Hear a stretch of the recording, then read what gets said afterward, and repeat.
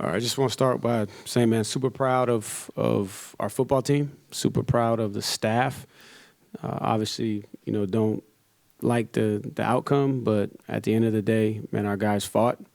They fought all the way to the end. They believed they were going to win the game, and we came up a few plays short. We got one more opportunity to finish the right way and celebrate the seniors that have given so much to this program. And that's kind of what our focus is now.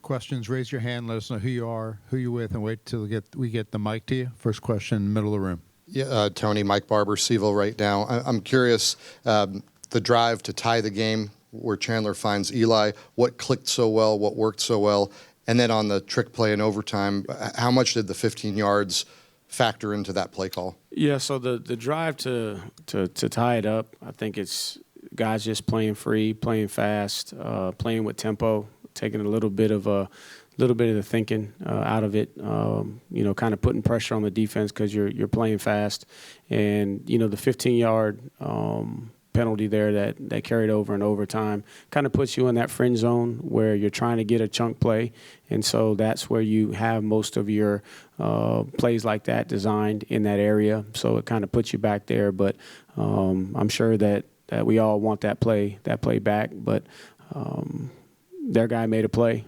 and hats off to Duke for winning the game. Front row. Yeah, Tony, Greg Medea, Daily Progress. How did Duke's first drive, how long it was, impact how long it took your offense to get into a flow of the game? Right. So I think, what they did a really good job. You could tell strategically their plan was to shorten the game and minimize the number of possessions for us, and they were working the clock. But it was a critical, 4th and 8 where we jump off sides that extended the drive, that put them in a 4th and 3 in that fringe zone where the analytics are going to tell you to go for it. And, then we're about a foot away from, making the play in our direction. And so that extended the drive, and kind of the reverse of when we played them last time. Last time we had the 15-play drive that kind of impacted rhythm. And but I thought that the guys responded. We just had a couple of mistakes that the guys are going to learn and grow from, and we got to coach better and grow as coaches.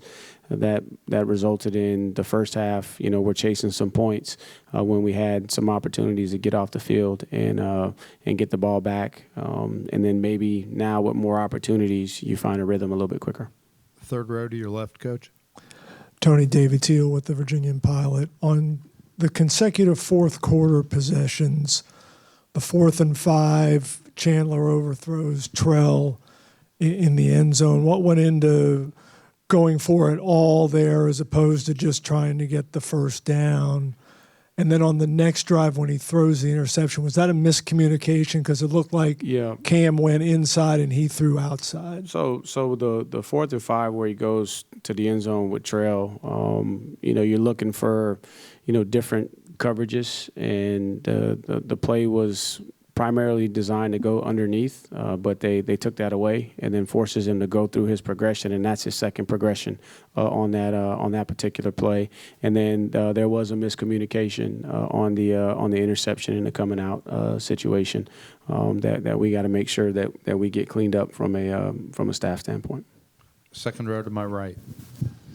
David Ubben with The Athletic. Obviously, so much of the conversation around this game centered around the conference. What do you feel like it would mean for the ACC if their champion is not in the playoff? I don't know really how to answer that question because I don't pay attention to that as much. I was focused on our guys and preparing for this game. But what I do know is, man, it's great football in the ACC.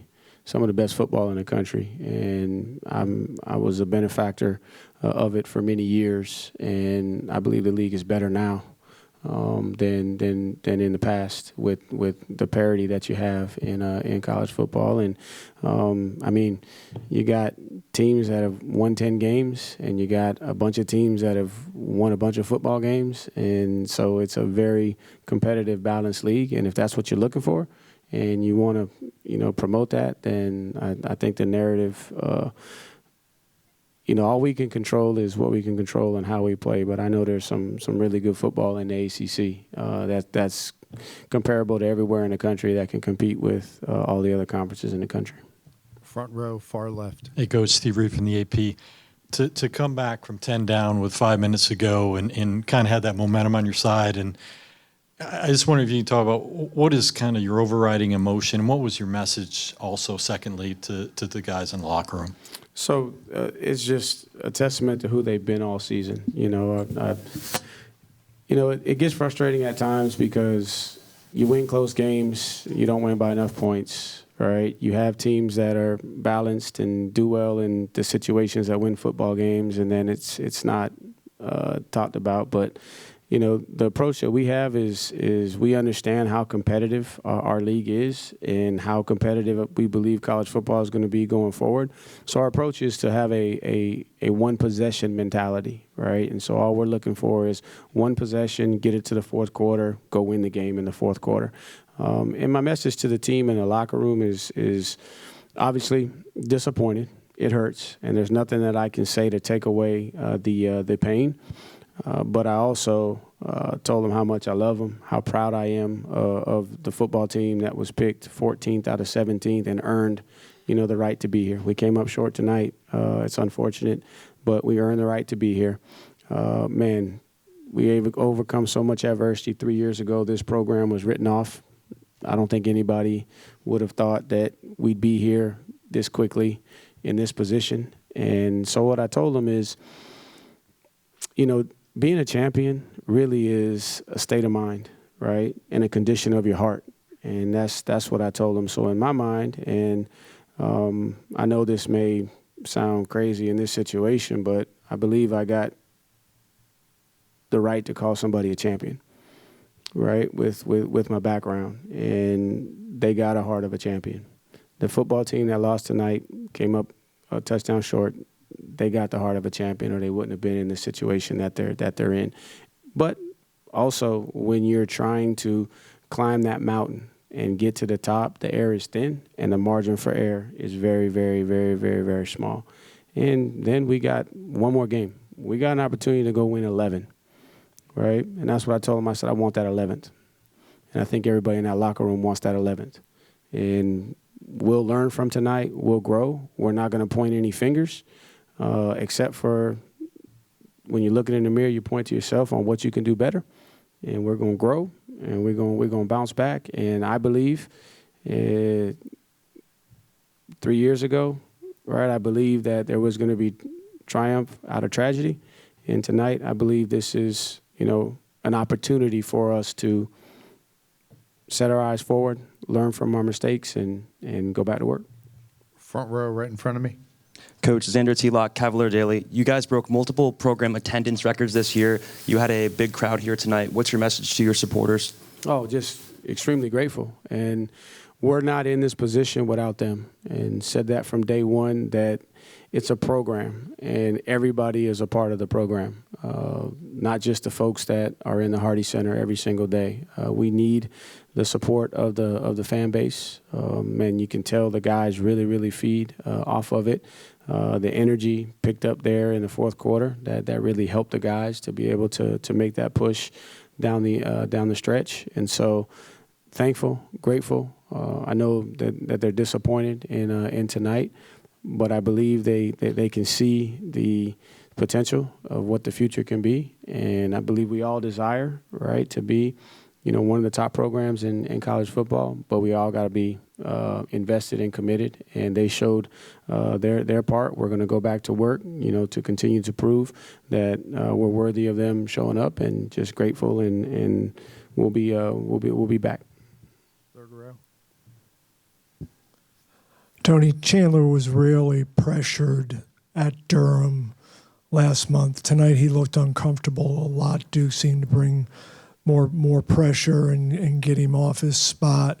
Was it Boley's ankle that was compromising him, or was Duke just doing things differently up front? I mean, it's a championship football game, right? Man, first of all, Mikael Boley played with a high ankle sprain, right, off of basically 2 days rest, and he fought through it. And I told him that that's the heart of a champion, because normally it's a couple weeks and he battled through and he found a way to get back. But it's a championship football game, and Duke's got one of the highest pressure rates of anybody in the country with their front four. Okay, and so man, it was just a battle, right? It was a battle, and I won't know the exact answer until I watch the film, every play-by-play, to see exactly, what it was. But we knew that coming in that they were going to correct some of the things from the previous game, just as we were going to try and tweak some of the things from the previous game, and it was going to be a battle. So I think I can answer that question better when I fully evaluate the film. But I'm not going to put it on Boley's ankle. I'm definitely not going to do that, because that young man, he laid it on the line for this football team, just like every other player in that locker room, right? It wasn't a lack of effort and desire to play. We just made a few critical mistakes at some critical times that cost us, and that's what happens when you're playing, championship level football. Those one or two plays can really change the course of the game. Stay in the third row. Hey, Coach. TJ Wilkerson, Virginia Talk Radio Network. Coach, watching you rebuild this program, the tragedy and everything that happened, not a lot of coaches are given 3 or 4 years to rebuild. What do you think that says about you and what you've done for this program and the trust that Carla and them have in you? I think it's more about Carla's belief in this staff than it is me. I'm only one man.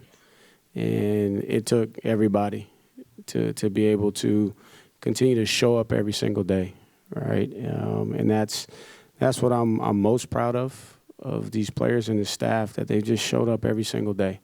And I'm sure that they probably have heard some things that tells them otherwise, but they showed up every single day. So it's not about me. It's about the folks that are hurting in that locker room, that believe even when they can't see it, that show up every single day, that sacrifice, right? That didn't run from a difficult situation, but chose to stay and fight.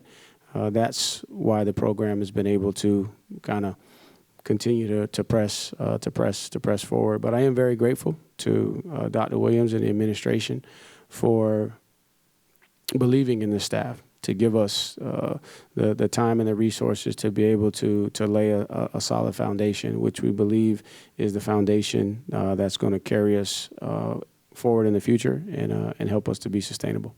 Last question. Tony, Mike Barber, Seville right now again.